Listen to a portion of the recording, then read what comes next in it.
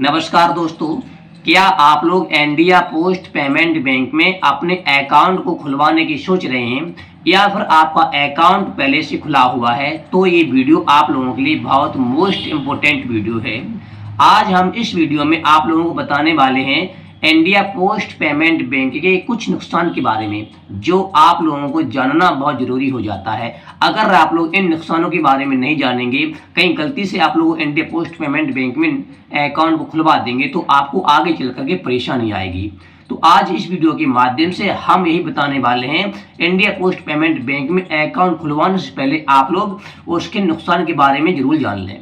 चलो हम कर रहे हैं वीडियो को स्टार्ट और आप लोगों को मैं इंडिया पोस्ट पेमेंट बैंक के नुकसान के बारे में बारीक से बताने वाला। अब मैं बात करता हूं नुकसान के बारे में। नंबर 1 पे नुकसान आता है लिमिट बैलेंस।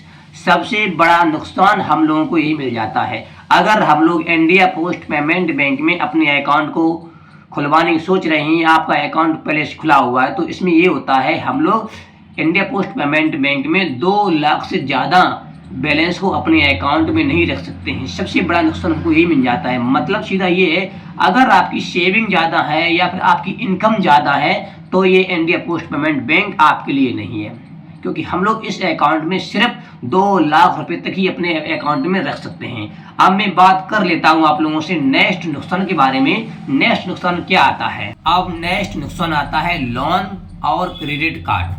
सबसे बड़ा नुकसान ये भी है, अगर हम लोग इंडिया पोस्ट पेमेंट बैंक में अपने अकाउंट को ओपन कराएंगे तो हम लोगों को इस अकाउंट में, इस बैंक में आप लोगों को ना तो लोन मिलेगा और ना ही आप लोगों को क्रेडिट कार्ड की सुविधा मिलेगी। अगर आप लोग ओवरड्राफ्ट की सुविधा भी चाहते हैं वो भी आप लोगों को नहीं मिल जाती है। हम लोगों को ये भी नुकसान इस बैंक में देखने को मिलता है। और हम लोग इंडिया पोस्ट पेमेंट बैंक में ट्रांजैक्शन कर सकते हैं और अपने पैसे को सेविंग कर सकते हैं, बस इतना ही हम लोग काम कर सकते हैं। इसके अलावा हम लोग इस अकाउंट में कोई काम नहीं कर सकते हैं। अब मैं बात कर लेता हूँ आप लोगों से नेक्स्ट नुकसान के बारे में। नेक्स्ट नुकसान क्या आता है दोस्तों? अब मैं बात करता हूँ आप लोग एटीएम की सुविधा सीमित है।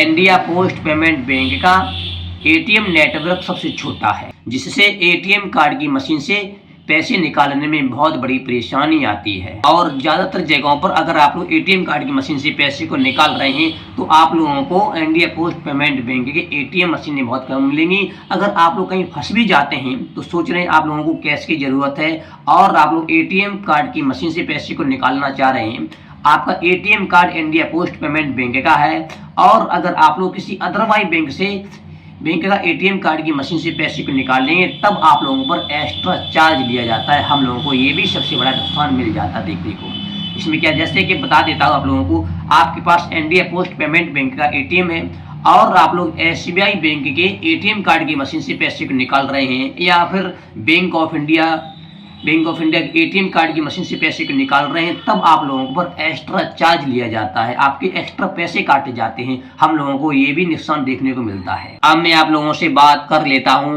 इंटरनेट बैंकिंग बहुत कमजोर है। कई बार ऐसा होता है, कभी कभार इंडिया पोस्ट पेमेंट बैंक का जो ऐप आता है या फिर ऑनलाइन सेवाएं देते हैं, वेबसाइट पर जाएंगे तो वो बहुत स्लो चलती हैं।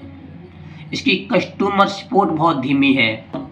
इंडिया पोस्ट पेमेंट बैंक का ऐप और ऑनलाइन का सर्वर बहुत डाउन रहता है। आपने कभी कभार देखा होगा, हमने भी देखा, हम लोगों को चेक करते रहते तो उसमें यही समस्या आ जाती है, कभी एरर लेके आता है, कहीं कुछ लिख कर आता है। हम लोगों को ये भी बहुत बड़ी नुकसान मिल जाता है देखने को लिए इंडिया पोस्ट पेमेंट बैंक में। जिससे जिन व्यक्तियों का इंडिया पोस्ट पेमेंट बैंक में अकाउंट खुला हुआ है उन यूजरों को बहुत बड़ी परेशानी आती है।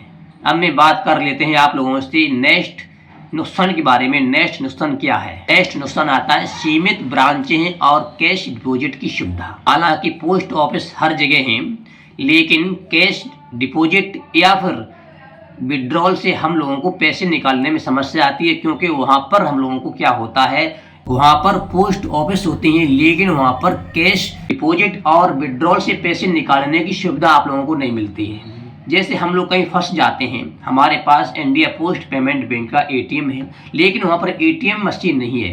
अगर वहाँ पर हम लोगों को पोस्ट ऑफिस दिखाई देता है और वहाँ पर चले भी जाते हैं तो वहाँ पर ये भी सुविधा नहीं होती है। हम लोगों को ये भी सबसे बड़ा नुकसान देखने को मिल जाता है। फिर हम लोगों को परेशानी आती है, दिक्कतें आती है इस चीज़ के लिए। अब मैं बात करता हूँ नेक्स्ट नुकसान के बारे में। नेक्स्ट नुकसान आता है जॉइंट अकाउंट।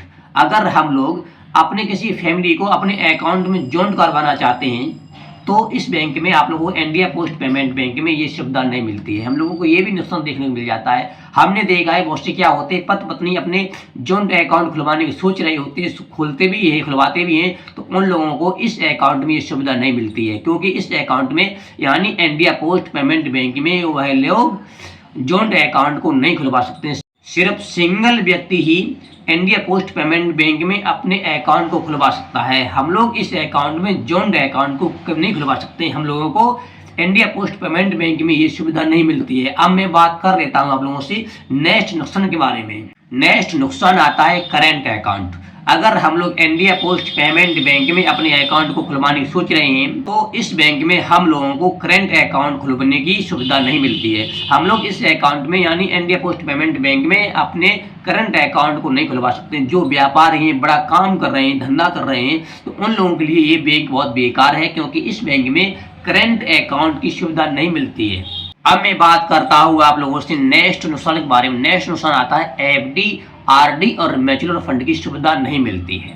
हम लोगों को सबसे बड़ा ये भी नुकसान मिल जाता है देखने को। अगर आप लोग इंडिया पोस्ट पेमेंट बैंक में एफडी, आरडी या फिर म्यूचुअल फंड में पैसे को इन्वेस्टमेंट करना चाहते हैं, तो ये बैंक आप लोगों के लिए नहीं है, क्योंकि इस बैंक में ये सारी सुविधाएं आप लोगों को देखने को नहीं मिलती हैं। हम लोगों को ये भी नुकसान मिल जाता है, अगर हम लोग एफडी करना चाहते हैं या फिर आरडी करना चाहते हैं या फिर म्यूचुअल फंड में पैसे को लगाना चाहते हैं, तो इस बैंक में हम लोगों को ये नहीं मिलता देखने को। मतलब सीधा सीधा यही है, हम लोग इंडिया पोस्ट पेमेंट बैंक में एफडी, आरडी, म्यूचुअल फंड में पैसे को नहीं लगा सकते हैं। इसके लिए आप लोगों को एक अच्छा सा बैंक चुनना पड़ेगा, जैसे SBI bank, bank of Baroda, bank of Maharashtra. जो बड़ी बड़ी बैंक हैं वो लोग आप लोग चुन सकते हैं। अगर आप लोग एफडी करना चाहते हैं या फिर आरडी करना चाहते हैं, तो आप लोग इंडिया पोस्ट पेमेंट बैंक में अपने अकाउंट को ना खुलवाएं, आप लोग किसी और बैंक में अपने अकाउंट को खुलवा सकते हैं। वहां पर आप लोग इन सारी सुविधाओं को लाभ उठा सकते हैं। तो दोस्तों, अगर आप लोग छोटे ट्रांजेक्शन के लिए, बैलेंस चेक करने के लिए 2 लाख तक अपने इस अकाउंट में पैसे को सेव करने के लिए एक की सोच रहे हैं, तो ये अकाउंट आप लोगों के लिए सबसे बेस्ट अकाउंट है। अगर आप लोग सरकारी सेवाओं का लाभ लेना चाह रहे हैं, तो ये अकाउंट आप लोगों के लिए अच्छा है। अगर उसके अलावा कोई बड़ा काम करना चाह रहे हैं, जैसे कि आप लोग बड़ी सेविंग करना चाह रहे हो, लोन लेना चाह रहे हो, क्रेडिट कार्ड लेना चाह रहे हो, जॉइंट अकाउंट खुलवाना चाह रहे हो, या फिर करंट अकाउंट खुलवाना चाह रहे हो, एफडी में, आरडी में या म्यूचुअल फंड में पैसे को इन्वेस्टमेंट करना चाह रहे हो, तो ये बैंक आप लोगों के लिए नहीं है, क्योंकि इस बैंक में हम लोगों को ये सुविधाएं नहीं मिलती हैं। ये सारी सुविधाएं हम लोगों को बड़ी बैंक में मिलती हैं, जैसे कि एसबीआई बैंक हो गया, बैंक ऑफ बड़ौदा हो गया है, बैंक ऑफ इंडिया हो गया है, एचडीएफसी बैंक हो गया है, आईसीआई बैंक हो गया है। इन बैंकों में हम लोगों को ये सारी सुविधाएं मिल जाती हैं। लेकिन हम लोग छोटा काम करना चाहते हैं, बैलेंस को चेक करना चाहते हैं, या फिर 2 लाख तक बैंक में पैसे को सेव करना चाहते हैं, या फिर सरकारी योजना को लाभ लेना चाह रहे हैं, जैसे प्रधानमंत्री किसान सम्मान निधि योजना का पैसा हुआ, वृद्धा पेंशन हुई, विकलांग पेंशन हुई, मतलब छोटा मोटा काम करना चाह रहे हो, तो इंडिया पोस्ट पेमेंट बैंक आप लोगों के लिए बहुत अच्छी बैंक है।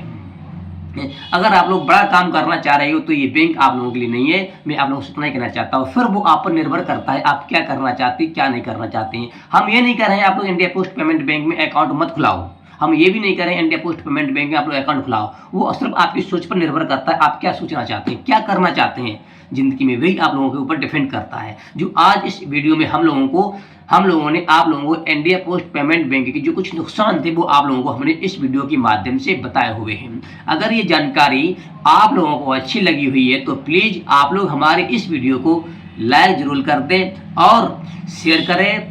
अगर आप लोग हमारे फाइनेंस के संबंध में जानकारी प्राप्त करना चाहते हैं, तो आप लोग हमारे इस चैनल को सब्सक्राइब जरूर कर लें। आप लोगों को हमारे इस चैनल पर फाइनेंस के संबंध में, बैंकिंग के संबंध में वीडियो मिलती रहती है, जिससे हम आप लोगों को जेन्युइन जानकारी देने की कोशिश करता हूँ, देता भी हूँ मैं, और आप लोगों को बारीक बारीक समझाता हूँ।